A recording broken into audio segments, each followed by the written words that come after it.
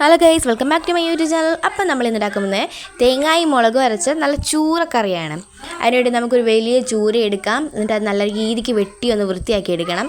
നമ്മൾ വെട്ടി വൃത്തിയാക്കി അതിൻ്റെ മണ്ടയിലെ പാടയൊക്കെ ഒന്ന് മാറ്റിയെടുക്കണം. ഇനി നമുക്ക് ഇതൊക്കെ ഒന്ന് നല്ല രീതിക്ക് വലിയ അത്യാവശ്യം മീഡിയം സൈസ് കഷ്ണങ്ങളാക്കി മുറിച്ചെടുക്കാം.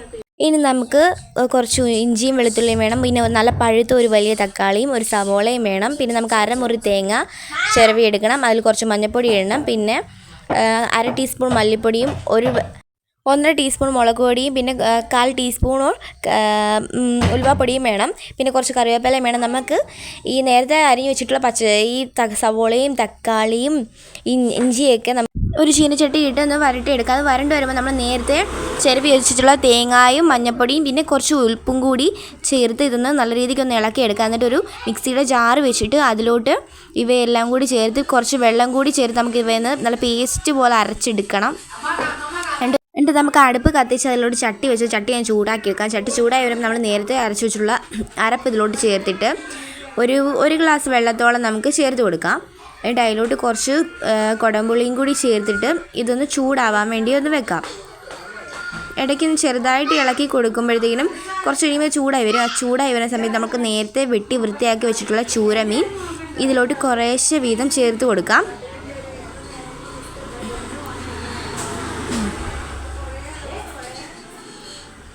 നമുക്ക് മീനുകളെല്ലാം ഓരോന്ന് വീതം ചേർത്ത് കൊടുക്കാം. ഇപ്പം നമ്മുടെ മീനുകളെല്ലാം ചേർത്ത് കൊടുത്തിട്ടുണ്ട്. എന്നിട്ട് നമുക്കൊരു തവി ഉപയോഗിച്ച് എല്ലാം ഒന്നൊന്ന് ഇളക്കി ചെറുതായിട്ട് കൊടുക്കണം. ഇപ്പം നമ്മുടെ കറിയൊക്കെ നല്ല രീതിക്ക് ഒന്ന് തിളച്ച് വരുന്നുണ്ട്. കണ്ട് ഗുളുകുള പോലെ കൊമളകൾ ഇങ്ങനെ പൊങ്ങി വരുന്നുണ്ട്. അപ്പം നമുക്കൊരു പാൻ അടുപ്പിലോട്ട് വെക്കണം. അത് ചൂടായി വരുമ്പോൾ അതിലോട്ട് ആവശ്യത്തിന് വെളിച്ചെണ്ണ ഊറ്റി എന്നിട്ട് അതിലോട്ട് ചുവന്നുള്ളി ചെറുതായി അരിഞ്ഞ് നമുക്ക് ചേർത്ത് കൊടുക്കാം. എന്നിട്ട് ഇതൊന്ന് നല്ല രീതിക്കൊന്ന് നമുക്ക് ഇളക്കി കൊടുത്തൊന്ന് മൂപ്പിച്ചെടുക്കണം.